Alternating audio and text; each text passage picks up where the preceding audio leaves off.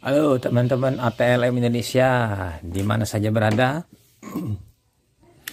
Kita masuk ke soal berbasis SKB ATLM.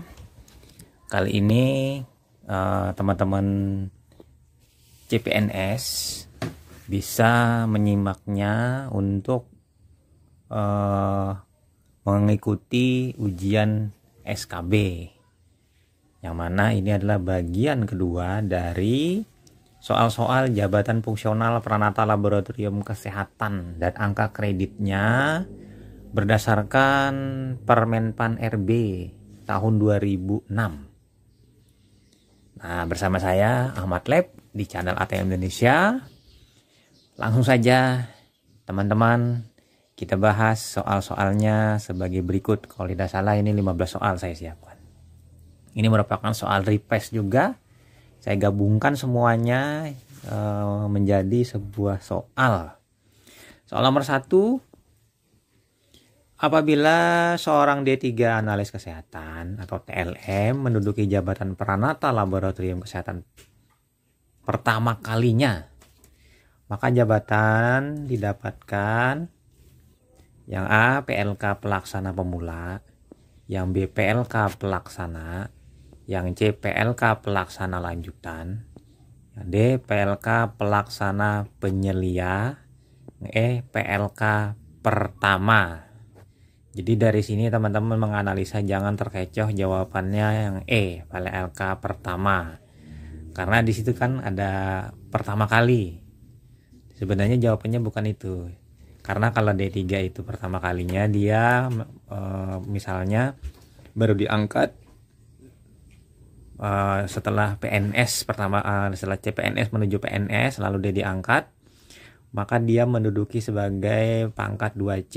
Jadi jawabannya adalah PLK pelaksana, karena PLK pelaksana itu di 2C, kecuali dia sampai naik pangkat berikutnya dia tidak menjabat di kedudukan fungsional ini, maka dia nanti beda lagi jabatannya. Misalnya dia tidak ikut jabatan fungsional, kemudian dia tetap jabatan umum sampai 3A, maka nanti dia begitu diinvasing dipindahkan ke fungsional, maka dia berubah menjadi PLK pelaksana lanjutan sesuai dengan pangkatnya, yaitu 3A. Nah, kita pindah lanjut ke soal nomor 2. Jabatan fungsional PLK pelaksana lanjutan memiliki tingkatan pangkat yang A 2A, 2B, yang B 2C, 2D, 3A, yang C 3A, 3B, yang D 3C, 3D, yang E 4A, 4B. Jadi jawabannya adalah golongan 3, 3A, 3B. Nah, ini pelaksana lanjutan. Kalau pelaksana saja itu 3C, 3D, 2C, 2D, 3A. Kita lanjut lagi soal nomor 3. Apabila seorang ATLM berijazah D4 analis kesehatan menduduki pertama kali dalam jabatan fungsional Pranata Laboratorium Kesehatan, maka pangkat dan jabatannya adalah yang A PLK pelaksana lanjutan 3A, yang B PLK pertama 3B 3A, yang C PLK penyelia 3C, yang D PLK pelaksana 2D, yang E PLK pelaksana lanjutan 3B. Jadi jawabannya dia mau mendapat pangkat 3A dalam jabatan fungsional ahli, sehingga dia sebagai PLK pertama dengan pangkat 3A. Kita lanjut nomor 4. Apabila seorang yang menduduki PLK pelaksana akan naik pangkat setingkat di atas, maka jabatan yang akan didapatkan adalah yang A PLK Madya, yang B PLK pelaksana lanjutan, yang C PLK pertama, yang D PLK muda, kemudian E PLK penyelia. Nah, di sini PLK pelaksana naik setingkat, berarti dia naik menjadi PLK pelaksana lanjutan 3A, 3B. Nanti dia dari 2D menuju 3A dan 3B. Soal nomor 5. Berikut ini yang bukan termasuk dalam pekerjaan seorang PLK dalam bekerja di laboratorium patologi anatomi, lab PA ya. A. Histopatologi, yang B. Sitopatologi, yang C. Histokimia, yang D. Imunopatologi, yang E. Patologi klinik. Jadi jawabannya yang bukan di sini jelas sekali karena dua hal yang berbeda, patologi klinik dan patologi anatomi. Jadi dipisahkan. Kalau patologi klinik nanti arahnya ke hematologi, kimia klinik, imunologi, serologi, dan lain-lainnya. Jadi patologi klinik yang lebih luas dibandingkan patologi anatomi.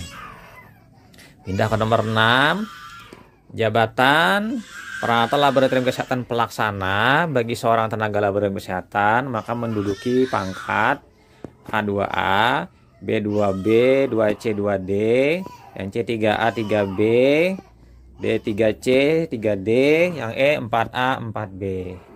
Jadi jawabannya teman-teman 2B, 2C, 2D. Jawabannya yang B. Jadi ini memang pelaksana ini 3 tingkatan, 2C, 2D, 2C, 2C, 2D. Ini yang aturan yang baru. Kalau aturan yang lama dia pangkat ijazahnya D3 dulu, di 2B dulu, tapi sekarang ditingkatkan menjadi 2C. Jadi itu teman-teman ya, nanti kalau ada soal, kalau di aturan lama tahun 2000-an itu 2B untuk D3 analis kesehatan untuk pertama kalinya menjadi CPNS. Tapi setelah di atas tahun 2000-an, 2001 2002 sudah 2C untuk D3 analis kesehatan. Kita pindah soal nomor selanjutnya, nomor 7. Pangkat yang dimiliki oleh seorang dalam jabatan fungsional PLK ahli madya. Ini madya ya, pangkat paling tertinggi. Jadi di sini ya. A, 3A, 2A, 2B, ya B, 2C, 2D,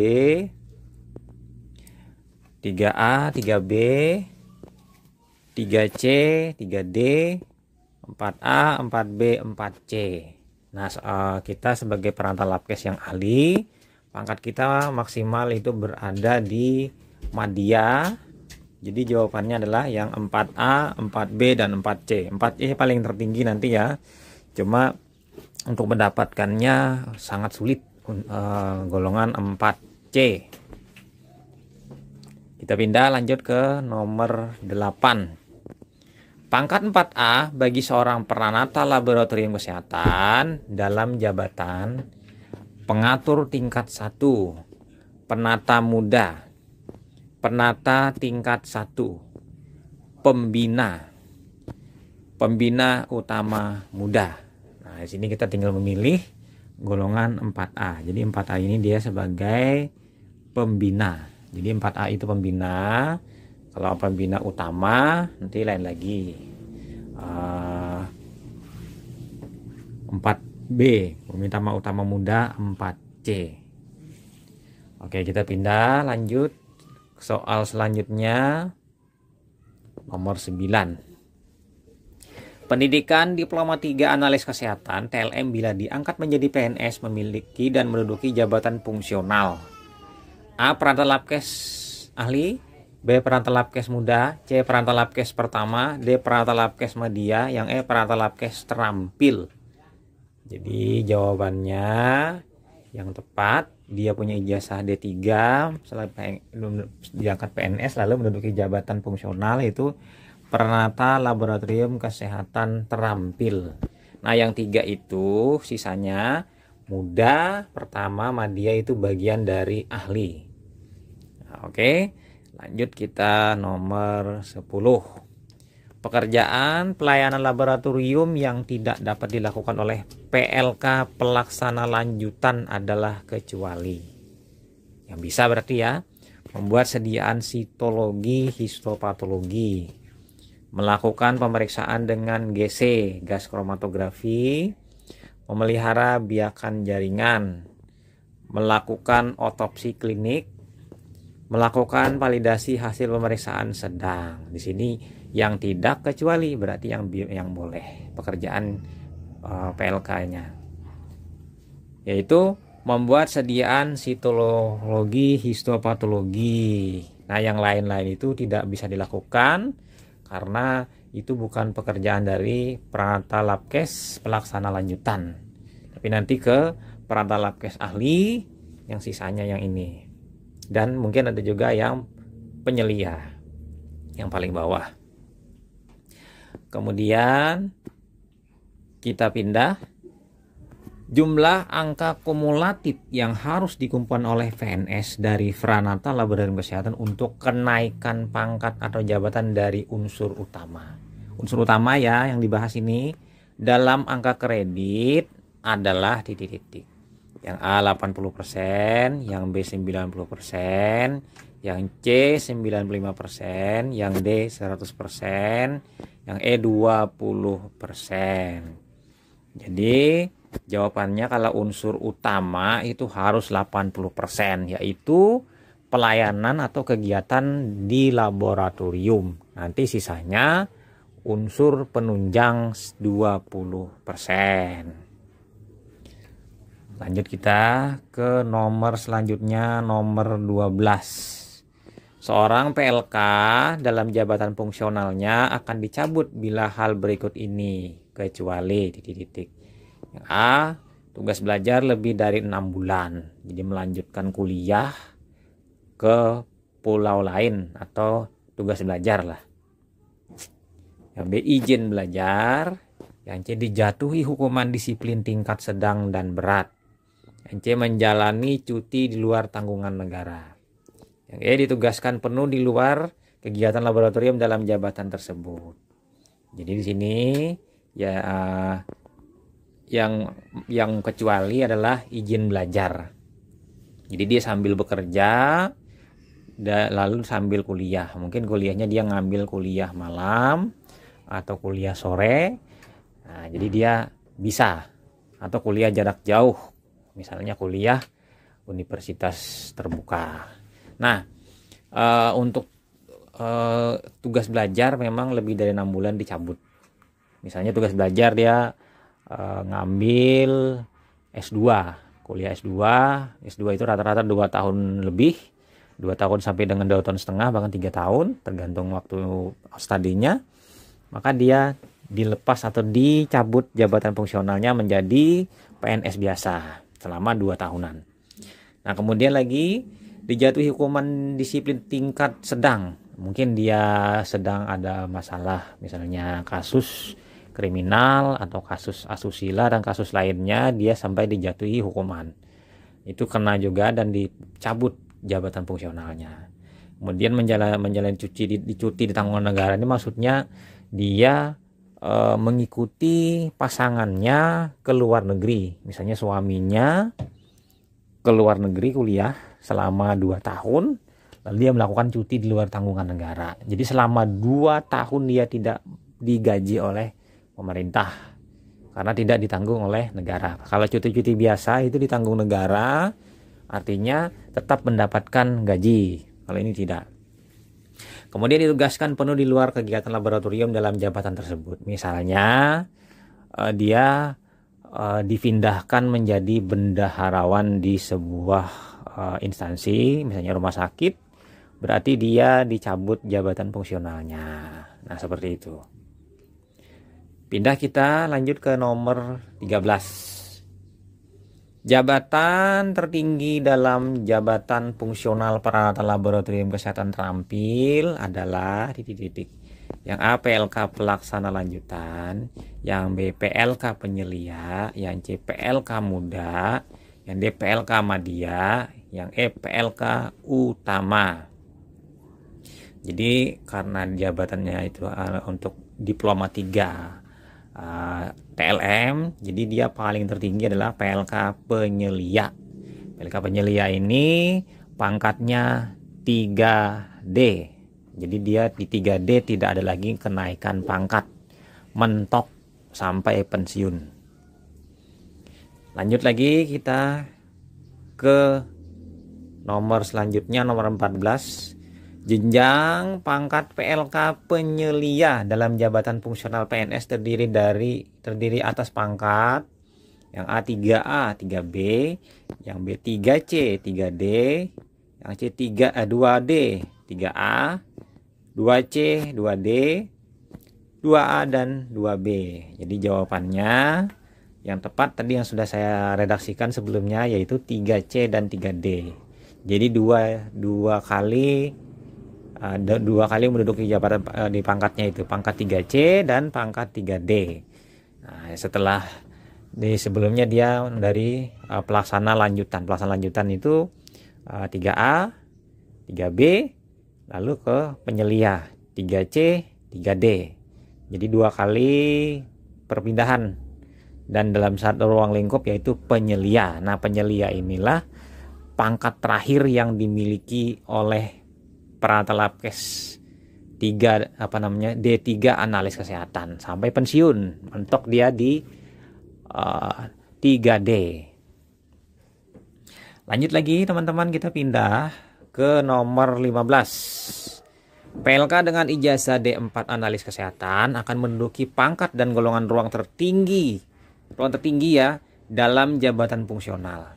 Yang A PLK penyelia, yang B PLK pertama, yang C PLK muda, yang C PLK madya, yang E PLK pelaksana lanjutan. Dari opsi ini kan sudah tahu kita bahwa PLK paling tertinggi itu PLK madya. Nah, jadi D4 analis kesehatan atau S1 TLM atau S2 TLM atau S3 TLM itu paling tertinggi pangkatnya adalah PLK madya, yaitu pangkatnya nanti 4C. Nah, beda dengan apoteker dan dokter gigi, itu PLK paling tertinggi adalah PLK utama, yaitu 4D dan 4E. Jadi 4E dia paling tinggi, PLK utama. Kita belum ada ya Peralatan Labkes PLK utama. Jadi yang ada itu di apoteker, dokter gigi, dan dokter umum, dokter spesialis. Oke, itu saja teman-teman materi kita, soal-soal sebanyak 15 soal. Jangan lupa subscribe. Semoga teman-teman yang menghadapi tes CPNS lulus uji kompetensi bidang SKB atau TKB.